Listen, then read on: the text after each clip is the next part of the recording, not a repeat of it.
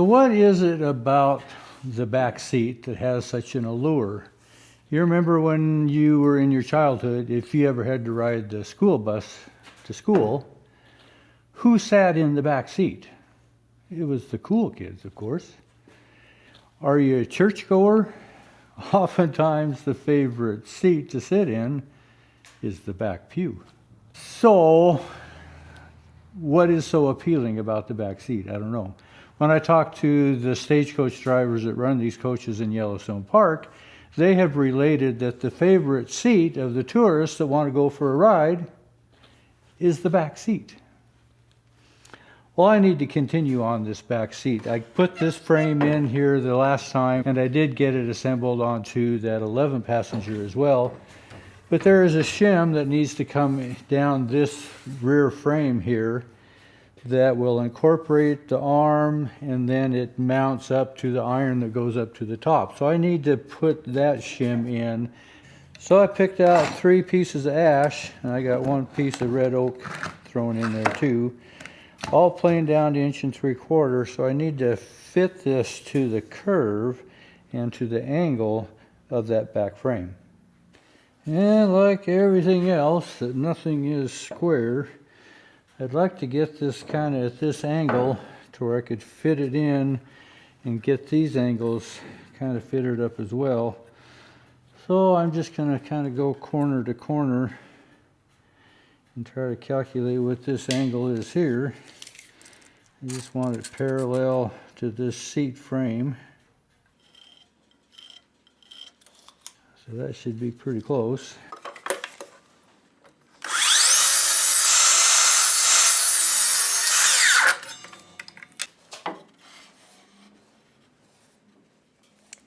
That ought to work.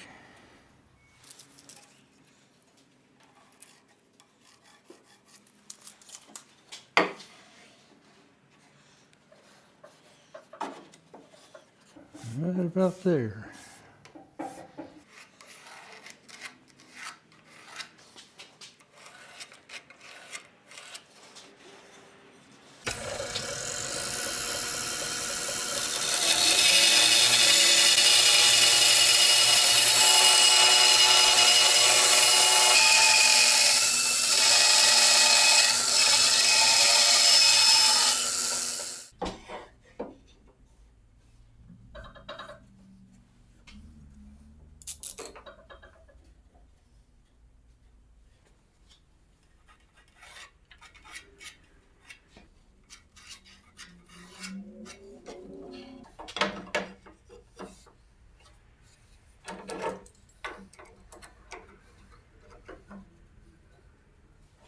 So I've got these made for my 11 passenger as well, but I don't want them too tight yet. This whole rear frame has to slide underneath, and I want that loose enough that I can remove this still. Because not too far down the road, I'm going to have to put this side panel on, and I don't want this seat frame in the way, because I want to flush it up with this framework here. But this now allows me to know where this shim needs to go. So this needs to get beveled off just like the other seats, and then the arm goes on it. And it'll end up kind of having this style when we're finished. So this additional piece here needs to get notched out to accommodate that seat arm. But first I need to make that seat arm. This old framework kind of gives me the configuration of what I need to be, but this depth here to the top of the seat arm, even though this gives me the rough idea that's got to be 6 inches, I'd like to have that seat arm made to where I can make this joint exactly where it needs to be. So to go through this process, we're going to step back in time. Back on July 20th of 2018, I showed the process of how to make these arms, and they have to flare out, they have to have a curve, and they have to have a twist to them. Not the simplest bend, but this is how it works.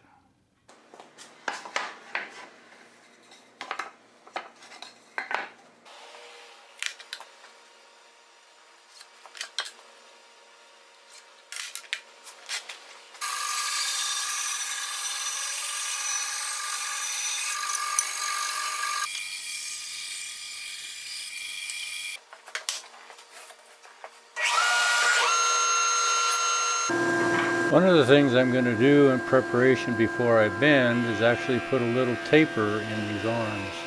I'm going to go from 1 inch on one end down to 3/4 on the other.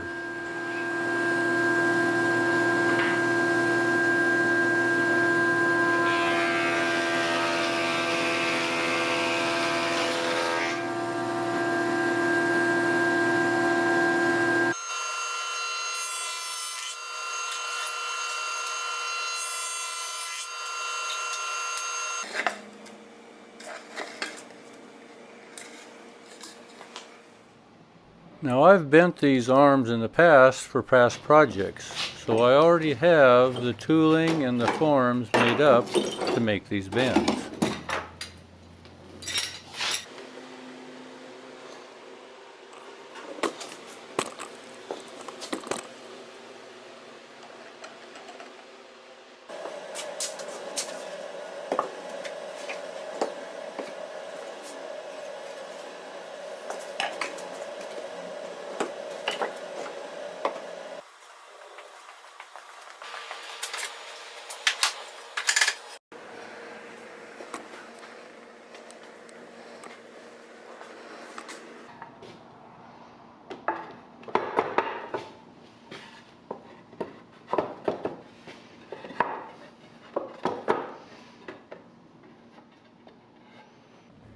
Now even though I tapered these arms in the planer, they really aren't quite accurate, so I'm going to do just a little bit of modifying to make these bend a little easier.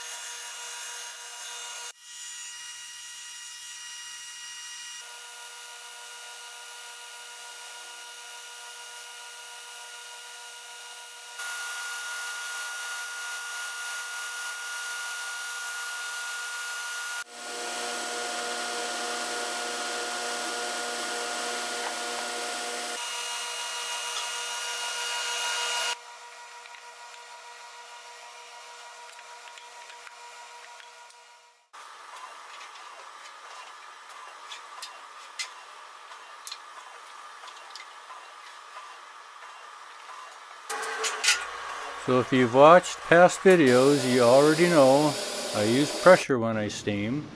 And since this is kiln dried, I'm going to have it in there for 2 hours. Generally 2 hours for every 1 inch thick.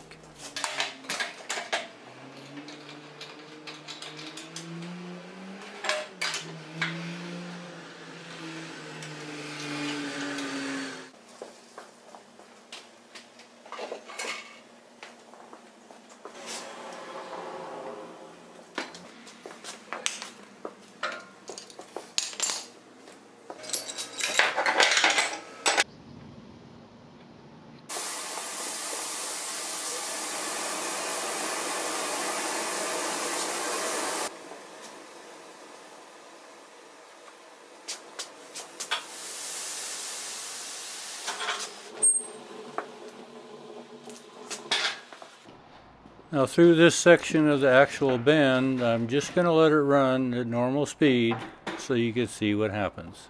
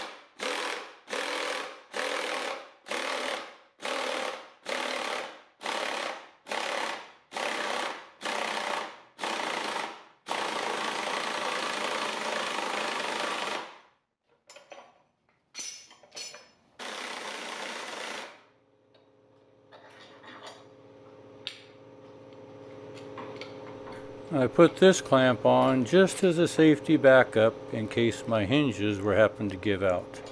They never have, but I like to be safe.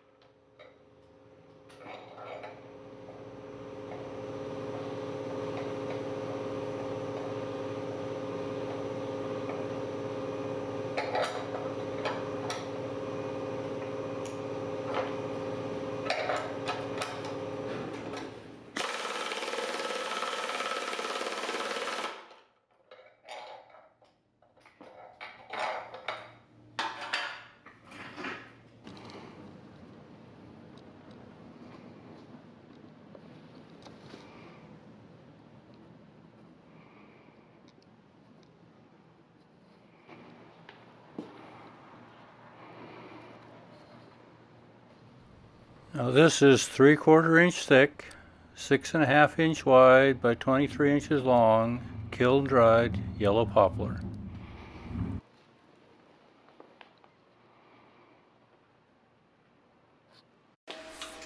Now you remember at the first start of the video I had 2 sets of forms. Well, I actually bend 2 sets of arms. I need 1, but you never know exactly how they're going to bend. So I bend 2 sets. It allows me the opportunity to kind of pick which ones are going to be the best. And that's what I'll do with these also. I'll pick through and find 2 that I think are the best. Now both sets of these arms have been on the form for about 24, maybe 30 hours before I take them off.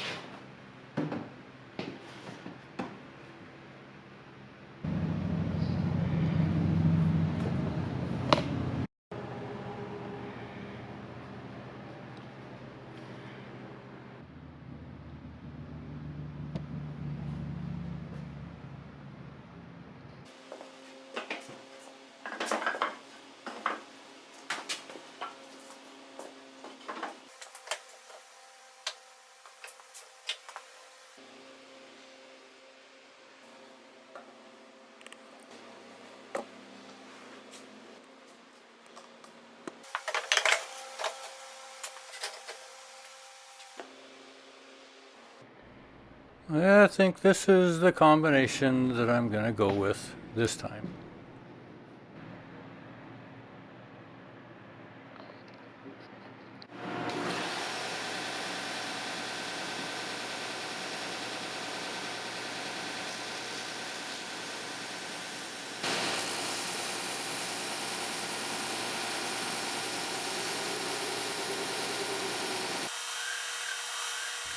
Now since I don't have this coach here in the shop, I can't finish these to fit, but I can kind of rough them in to get them a little closer.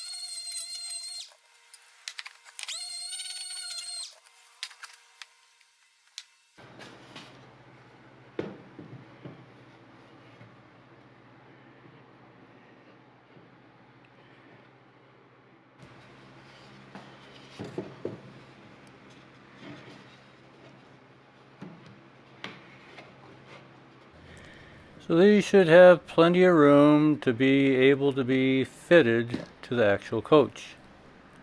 Kind of like going to Walmart. Some assembly required, no batteries included.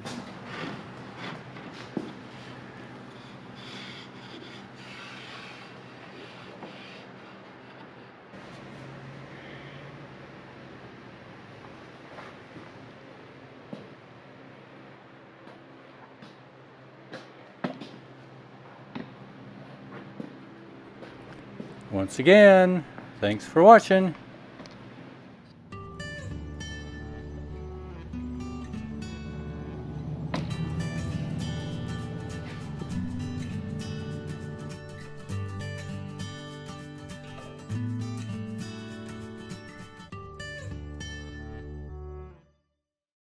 Well, it's kind of fun to step back in time and see that process. It is still the same.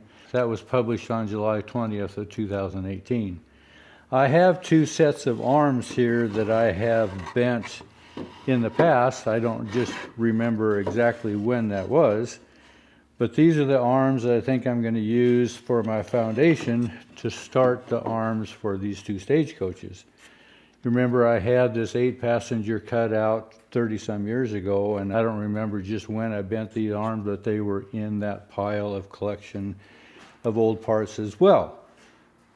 So this is where I'm going to start, but this allows you to see how I got to this point. In that video, I mentioned that I had kind of pre-tapered these down. These I bent full thickness all the way through. So I've got some room to do some tapering and some styling to get these adapted as well. I don't have this bottom plate flattened out, so this is just pretty much in the rough, but that's the amount of flare and twist that these arms are going to have. So did you notice in the background of that video, there were some heavy axles in there and some stacks of heavy timbers that I was gluing together? This was actually in preparation in building the water tank wagon for that Borax series. I built it that winter and had it ready to go back to Bishop, California in the spring of 2019. So kind of step back in time, kind of fun. Appreciate you coming along. Thanks for watching.